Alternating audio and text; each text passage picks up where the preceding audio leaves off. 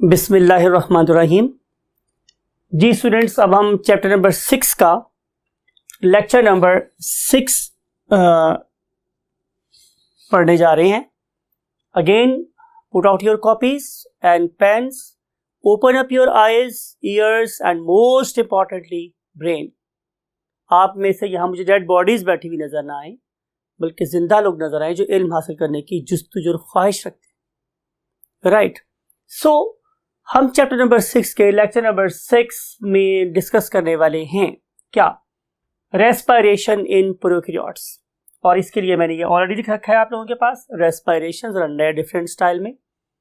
और आप जरा गौर से अगर देखें इस डायग्राम को, तो मेरी इस पर्टिकुलर लाइन के साथ जो डिफरेंट टाइप्स ऑफ बैक्टीरिया को आपस में जोड़ रही है, उसके साथ एक ग्रेजुअली इंक्रीजिंग टेपर लाइन लगाई। और ये जो टेपर लाइन है बेसिकली वो बता रही है किस चीज को, कॉन्सेंट्रेशन ऑफ ऑक्सीजन को। राइट, तो आपको नजर आ रहा है कि यहां पे शायद जो कॉन्सेंट्रेशन है ऑक्सीजन की वो बिल्कुल जीरो पे है। I am talking about this point कि इस पॉइंट पे concentration of oxygen is zero. और यहां पे अगर मैं बात करूं इस पर्टिकुलर पॉइंट पे, तो जो कॉन्सेंट्रेशन है it is maximum, may be equivalent to the concentration of air, concentration of oxygen in air. Right, तो बैक्टीरिया की हुई मेरे पास टोटल स्टूडेंट्स 4 टाइप्स।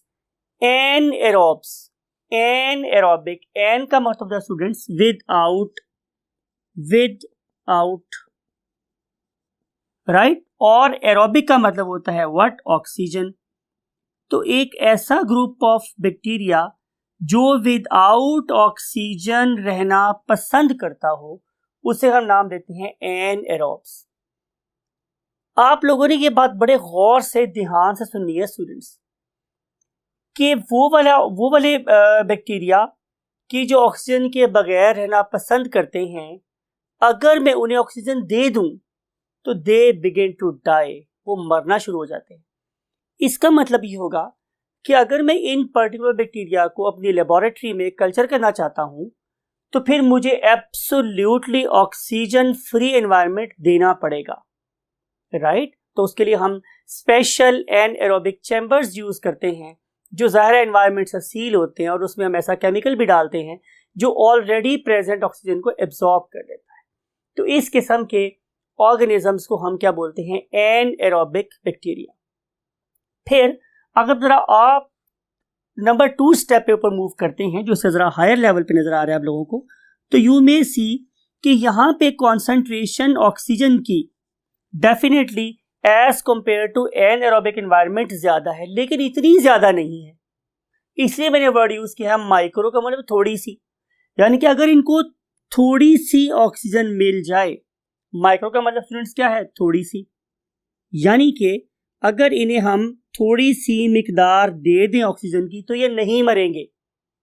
राइट, तो इन्हें हम बोलते हैं माइक्रो एरोफाइल्स। अब एरो का मतलब क्या है students, you know very well, oxygen O2, और फिलिया का मतलब क्या होता है, लव। राइट, तो these particular bacteria love to grow in lower concentrations of what, oxygen. Right, फिर हम एक और बात याद रखनी है आप लोगों ने कि हम इनके लिए एग्जाम्पल्स भी याद करेंगे। तो जो एनारोबिक बैक्टीरिया है उसकी जो एग्जाम्पल आप लोगों की बुक में कोटेड है, that is a very very dangerous bacterium, that is called as spirochaete.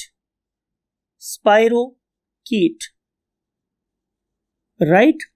अब ये वाला ऑर्गेनिज्म जाहिर है एक स्पाइरल है और बहुत ही थिन सा स्पाइरल है, इसीलिए स्पाइरोकीट है। राइट, और ये डिफरेंट किस्म की बड़ी हार्मफुल डिजीजेस कॉज करने का वजह बन सकता है, फॉर एग्जांपल गनोरिया। माइक्रोएरोफाइल में मेरे पास ऐसे ऑर्गेनिज्म आए कि जो थोड़ी सी कॉन्सेंट्रेशन ऑफ ऑक्सीजन में सर्वाइव कर सकते थे। राइट, तो माइक्रोएरोफाइल की जो एग्जांपल आप लोगों की बुक में से हम लोगों को मिलती है, उसका नाम है स्टूडेंट्स कैम्पाइलोबैक्टर। क्या नाम है उसका, कैम्पाइलोबैक्टर। इसका मतलब ये होगा कि अगर आप लोगों ने ये वाला बैक्टीरियम अपनी लेबोरेटरी में ग्रो करवाना है, कल्चर करवाना है, तो उस पर्पस के लिए आप लोगों को थोड़ी सी ऑक्सीजन देनी पड़ेगी। बिल्कुल एनारोबिक कंडीशंस में ये बैक्टीरिया ग्रो नहीं करेंगे। अगली जो हमारे पास कैटेगरी आती है बैक्टीरिया की on the basis of top type of respiration, वो क्या है स्टूडेंट्स? Facultative aerobes. तो मैंने जान के यहाँ पे फैकल्टेटिव का मतलब है थोड़ी ज्यादा ऑक्सीजन मैंने यहाँ पे यूज किया, और टेटिव और एरोब मैंने डायल्यूटेड रेड लिखा हुआ है ताकि आपको पता चले कि इस वाले केस में बहुत ज्यादा जो हाई कॉन्सेंट्रेशन है वो भी गुजारा कर सकती है, और अगर कॉन्सेंट्रेशन कम भी हुई तो भी गुजारा हो सकता है। इट मीन्स कि ये वाले organism can grow with and without oxygen. लेकिन चूंकि इसके लिए हमने वर्ड एरोब यूज किया हुआ है तो इनकी प्रेफर्ड एनवायरनमेंट बहरहाल प्रेजेंस ऑफ ऑक्सीजन होती है, right? So preferred environment is presence of oxygen. इसीलिए हमने इस ग्रुप को ज्यादा करीब किसके रखा है स्टूडेंट्स? डेफिनेटली एरोब्स के। और इसकी जो एग्जांपल आप लोगों की बुक में कोट की गई है वो साइंटिस्ट का ऑल टाइम फेवरेट बैक्टीरियम है, दैट इज ई कोलाई। और आखिर पे स्टूडेंट्स जो बैक्टीरिया हमारे पास आ रहा है that is called as aerobe. तो it love to grow in higher concentrations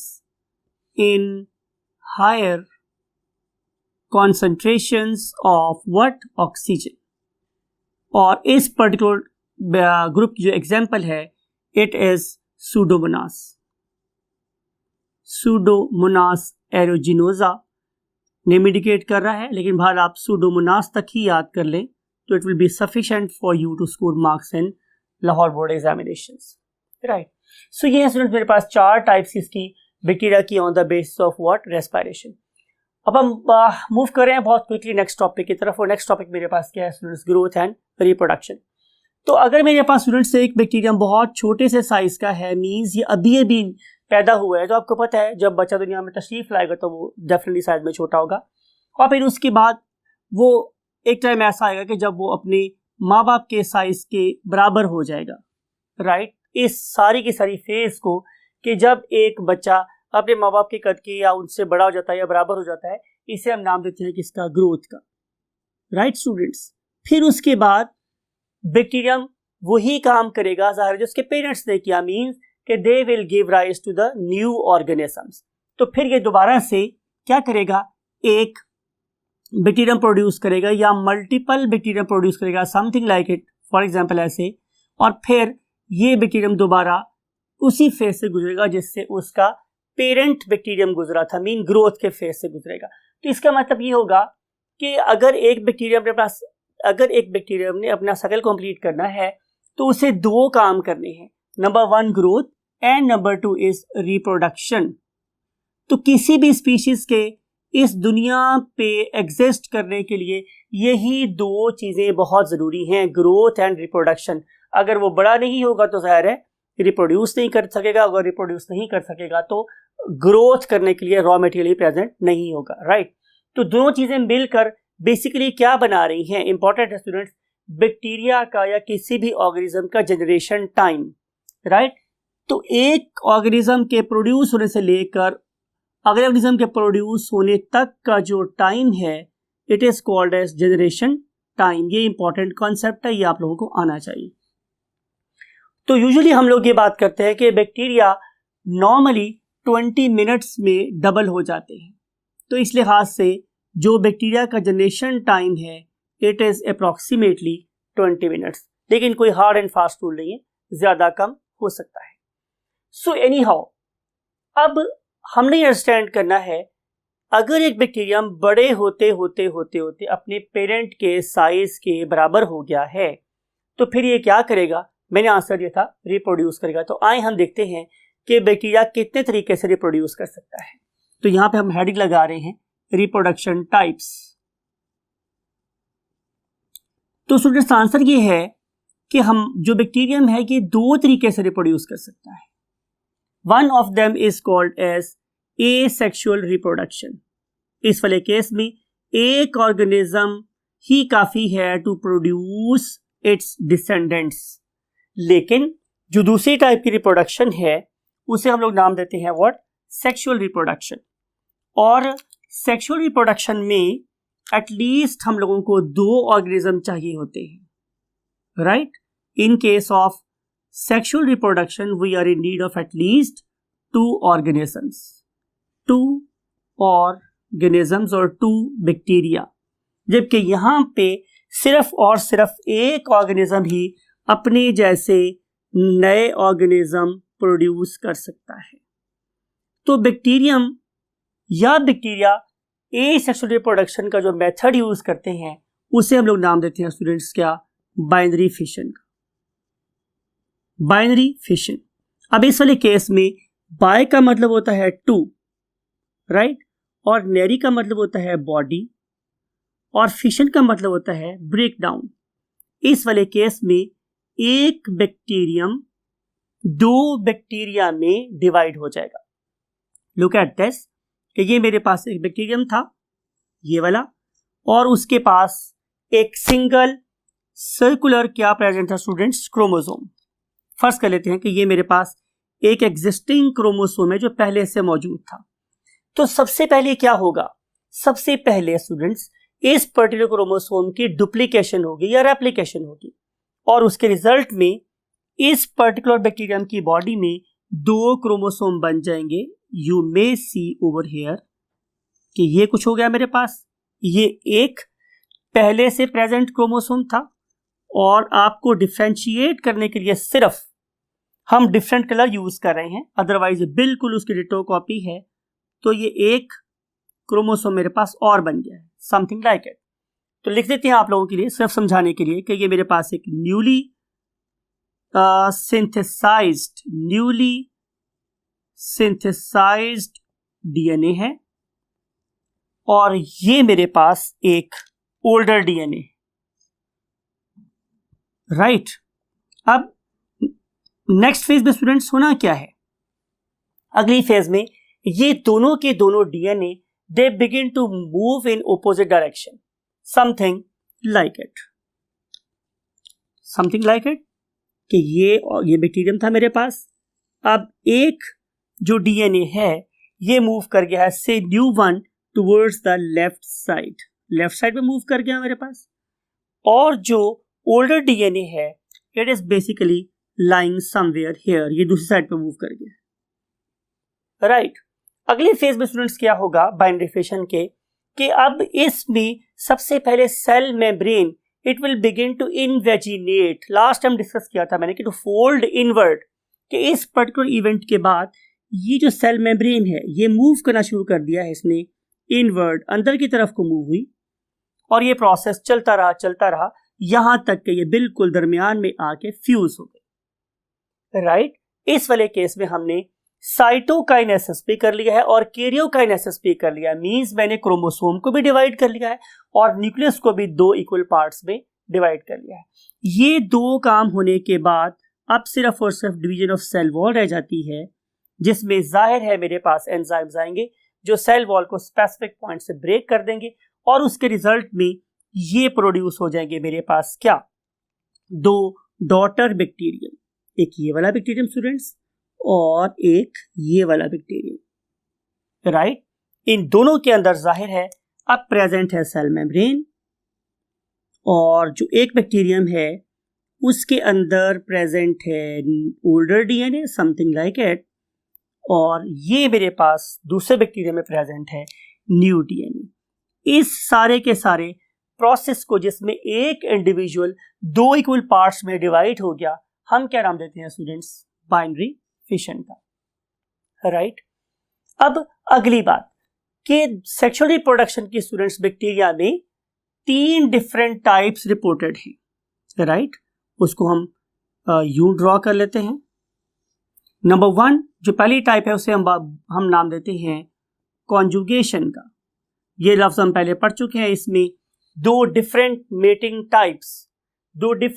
types क्या कर रही हैं, आपस में मिल रही हैं, और मिलने के बाद वो जेनेटिक इंफॉर्मेशंस को, जेनेटिक मटेरियल को एक्सचेंज करते हैं, और उसके बाद वो नई वैरायटी प्रोड्यूस कर लेते हैं। इसे हम बोलते हैं कॉन्जुगेशन। लेकिन बैक्टीरिया में जेनेटिक इंफॉर्मेशन को शेयर करने का, चेंज करने का एक और मेथड भी है, और उस मेथड को हम नाम देते हैं ट्रांसफॉर्मेशन। ट्रांसफॉर्मेशन, आप लोगों ने ट्रांसफॉर्मर मूवी डेफिनेटली देखी होगी, तो उसमें पता है कि एक ही ऑर्गेनिज्म डिफरेंट शेप्स एज्यूम कर लेता है। तो सिमिलरली अगर मेरे पास एक किस्म का बैक्टीरियम किसी और टाइप के बैक्टीरियम में कन्वर्ट हो जाता है, मिसाल के तौर पे एक ऐसा बैक्टीरियम जो डिजीज कॉज नहीं कर सकता था, अब वो डिजीज कॉज करने वाले बैक्टीरियम में कन्वर्ट हो जाए, तो जाहिर है उसको ये जीन कहीं से इंपोर्ट हुआ होगा, मिला होगा। तो इस प्रोसेस को हम क्या बोलते हैं? ट्रांसफॉर्मेशन। लेकिन एक और वे भी हमारे पास यहाँ प्रेजेंट है, और उसको हम लोग नाम देते हैं व्हाट? ट्रांसडक्शन। अब जो ट्रांसडक्शन है उस वाले केस में स्टूडेंट्स क्या हुआ कि एक थर्ड पार्टी के थ्रू, और वो जो थर्ड पार्टी है यूजुअली वो एक वायरस होता है, ठीक है। अब अगर एक थर्ड पार्टी या वायरस के थ्रू जेनेटिक इंफॉर्मेशन एक बैक्टीरियम से दूसरे बैक्टीरियम में ट्रांसफर हो जाए, तो ये भी जेनेटिक वेरिएबिलिटी है, ये भी सेक्सुअल रिप्रोडक्शन की एक टाइप है, और इसे हम नाम देते हैं व्हाट? ट्रांसडक्शन। राइट स्टूडेंट्स, और अब हम डिस्कस करने वाले हैं बैक्टीरियल ग्रोथ का एक स्पेसिफिक कर्व, जिसे हम लोग growth curve of bacteria move करते हैं। आइए इसको हम देखते हैं। जी स्टूडेंट्स, ये आप लोगों के पास एक आइडियल कंडीशन है, और इस आइडियल कंडीशन में हम लोगों ने किया क्या है कि नंबर 1 पे हमने एक फ्लास्क ली है, और इस पर्टिकुलर फ्लास्क के अंदर यू आर ऑब्जर्विंग कि हमने एक न्यूट्रिएंट क्या ऐड कर दिया? हमने ब्रॉथ ऐड कर दिया है। ब्रॉथ क्या होता है स्टूडेंट्स? एक लिक्विड न्यूट्रिएंट मीडियम होता है। जब ये इसके अंदर ऐड हमने किए बैक्टीरिया, तो आपने देखा कि इनिशियली नंबर 1 स्टेज के ऊपर still bacteria are not dividing actively, बिल्कुल डिवाइड नहीं कर रहे हैं, आराम सुकून से बैठे हुए हैं। और इस पर्टिकुलर फेज में आप देख रहे हैं कि बैक्टीरिया का जो नंबर है वो बहुत कम है, और ये वाले बैक्टीरिया अपने आप को बेसिकली एक्लेमेटाइज कर रहे हैं, अपने आप को उस माहौल के मुताबिक ढाल रहे हैं, एडजस्ट कर रहे हैं, अडेप्ट कर रहे हैं अपने आप को। राइट, जब इस पर्टिकुलर फेज में ये बैक्टीरिया होंगे तो आपको नजर आएगा कि अमाउंट ऑफ न्यूट्रिएंट्स बहुत ज्यादा है और नंबर ऑफ बैक्टीरियम जो है वो बहुत कम है। देन टाइम विल कम कि जब ये एक्लेमेटाइज स्टेज से आगे निकलेंगे तो अब ये डिवाइड होना शुरू होंगे। लेकिन इस पर्टिकुलर फेज में अभी भी जो अमाउंट ऑफ न्यूट्रिएंट्स है वो बहुत ज्यादा है, और जो बैक्टीरिया का नंबर है इट इज लैगिंग बिहाइंड का नंबर है वो बहुत पीछे रह रहा है। इसीलिए हम इस पहली फेज को क्या बोलते हैं? Lag phase. राइट, अब नंबर 2 स्टेज को देखें। नंबर 2 स्टेज में no bacteria they are dividing more actively. Right, इस पर्टिकुलर फेज में आप देख रहे हैं कि bacteria are dividing at exponential rate.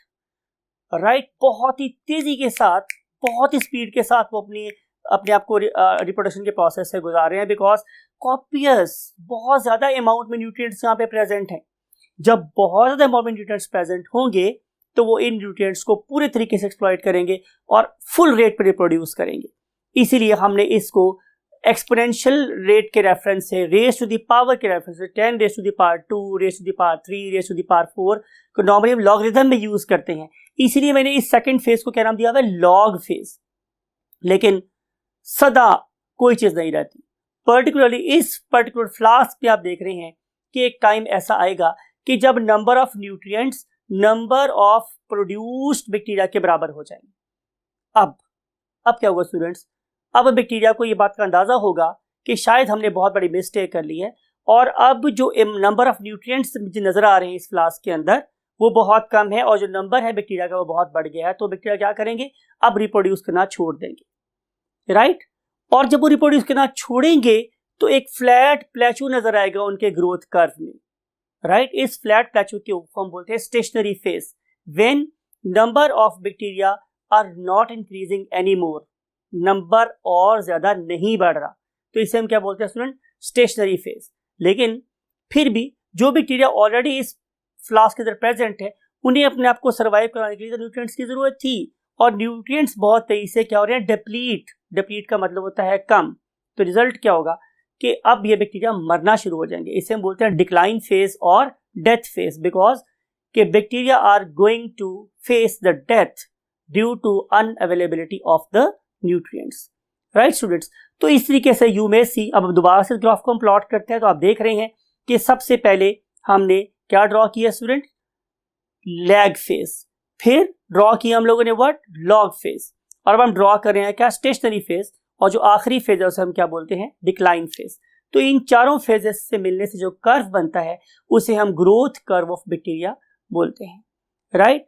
यहाँ पे हम आज अपने लेक्चर को खत्म करते हैं और आई होप कि आपने इस पर्टिकुलर चीज को अप्लाई भी करना है जिंदगी में, पर्टिकुलरली जब आप लोग किसी रिसर्च इंस्टीट्यूट में जाएंगे और आप लोगों को बैक्टीरिया ग्रो करने पड़ेंगे तो आप लोगों को पता चलेगा कि हमने पर्टिकुलरली किस लेवल के ऊपर जाके बैक्टीरिया से मैक्सिमम कोई प्रोडक्ट ऑब्टेन करनी है। तो definitely it should be the log phase, right, जहाँ पे बैक्टीरिया मैक्सिमम ग्रो कर रहे होते हैं। Thank you very much students, take very good care of yourself and खुश रहें, खुश रखें और अपने इर्द गिर्द लोगों में भी खुशियां बांटें। Take very good care of yourself. अल्लाह हाफिज़।